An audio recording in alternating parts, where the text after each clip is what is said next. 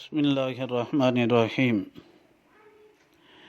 ان الحمد للہ والصلاة والسلام علی من لا نبی بعد اما بعد۔ عقیدہ ختم نبوت کے بارے میں حدیث نمبر 180 بیان کی جا رہی ہے۔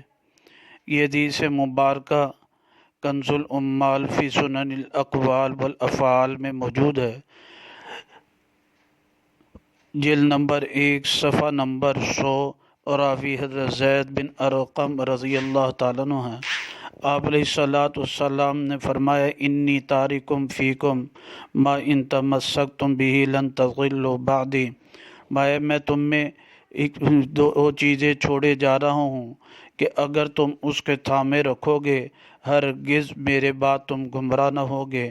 احدہما اعظم من الآخر، ان میں سے ایک دوسرے سے بڑھ کر چیز ہے، بڑی چیز ہے۔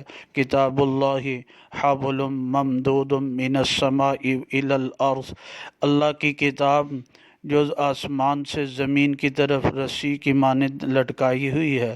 وَإِطْرَتِي أَهْلُ بَيْتِي، اور میری اولاد اہل بیت ہے میرے۔ وَلَن يَفْتَرِقَا، اور ہرگز وہ جدا نہ ہوں گے۔